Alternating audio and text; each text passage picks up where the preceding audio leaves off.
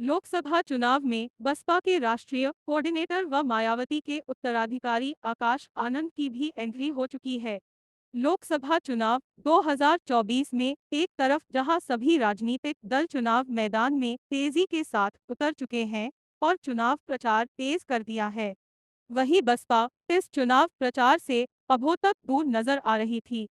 लेकिन शनिवार को बहुजन समाज पार्टी के राष्ट्रीय कोऑर्डिनेटर और मायावती के उत्तराधिकारी आकाश आनंद ने चुनाव प्रचार में एंट्री मारी है। आकाश ने बिजनौर की नगीना सुरक्षित सीट पर प्रत्याशी सुरेंद्र सिंह के पक्ष में एक जनसभा को संबोधित किया। आकाश ने चुनाव प्रचार की शुरुआत नगीना से इसलिए कि बिजनौर मायावती का गढ़ माना जाता है। मायावती सबसे पहले 1989 में बिजनौर से ही सांसद बनी थी और लोकसभा 2019 के चुनाव में मोदी लहर के बाद भी जिले की दोनों सीटों पर बसपा का कब्जा था। दोनों सीट पर दलित मुस्लिम समीकरण को साधने के लिए ही आकाश ने नगीना को प्रचार की शुरुआत के लिए चुने जाने की संभावना है।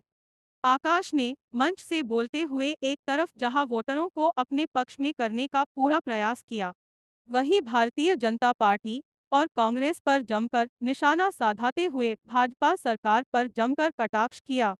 साथ ही आजाद समाज पार्टी के मुखिया चंद्रशेखर का नाम लिए बगैर जमकर निशाना साधते हुए कहा कि वह आप लोगों को गुमराह कर आपका मसीहा बताता है और आपको गुस्सा कर धरना प्रदर्शन करता है और खुद वहां से हटकर दूसरी जगह चला जाता है और आप लोगों के खिलाफ केस दर्ज हो जाते हैं। आप समझिए, अगर एक युवा के ऊपर केस दर्ज हो गया तो उसे नौकरी में दिक्कत होगी, पढ़ने लिखने में दिक्कत होगी।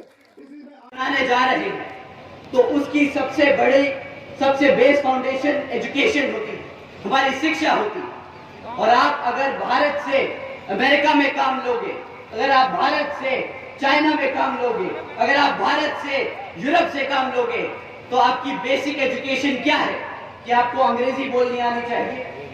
भाई आप उनसे हिंदी में तो बात नहीं करेंगे ना, आपके बच्चे अंग्रेजी में ही उनसे बात कर पाएंगे। परंतु भाजपा की पिछले 10 साल की सरकार में शिक्षा का इतना बुरा हाल हो चुका है कि आज हमारे बच्चे अंग्रेजी का एक सेंटेंस नहीं बोल पाते।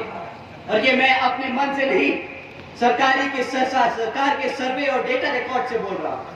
तो पूछिए भाजपा की सरकार से कि ना तुम पेपर पूरे करा पाए, ना तुम हमारे बच्चों को प्लस माइनस सिखा पाए, ना तुम उन्हें इंग्लिश बोलना सिखा पाए, तो किस बात की तुमने हमारे बच्चों को शिक्षा दी? उन्होंने आपके साथ, आपके भविष्य के साथ खिलवाड़ किया है। PhD स्कॉलर्स, इंजीनियर्स और ग्रेजुएट्स ने एक क्लास 4 की नौकरी के लिए अप्लाई किया। ओपनिंग कितनी थी? 1000 पोस्ट एक क्लास 4 की नौकरी के लिए। PhD स्कॉलर्स अप्लाई कर रहे हैं, ग्रेजुएट्स अप्लाई कर रहे हैं।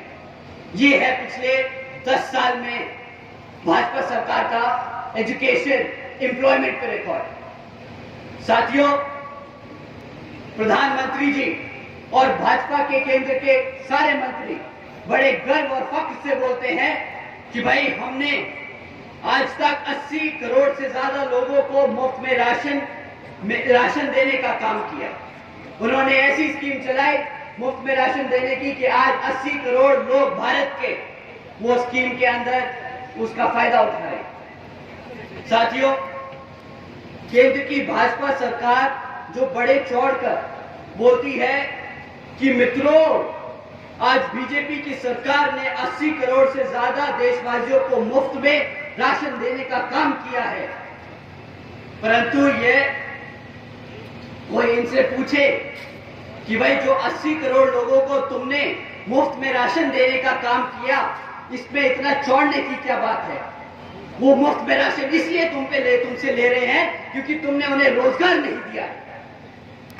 उत्तर प्रदेश की 4 बार मुख्यमंत्री व पूर्व सांसद आदरणीय बहन जी के नाम से लोकप्रिय हमारी आदरणीय बहन कुमारी मायावती जी को तहे दिल से स्वागत व धन्यवाद करता हूं,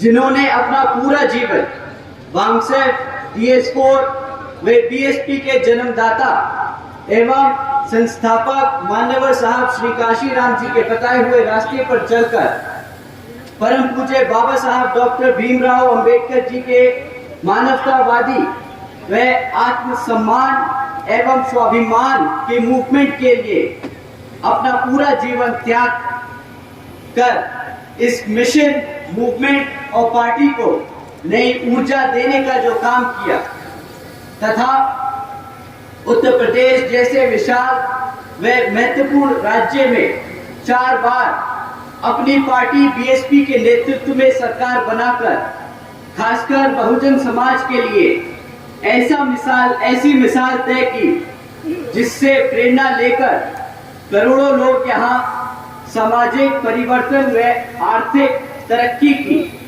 की मिशन के लिए एकजुट लगे हुए।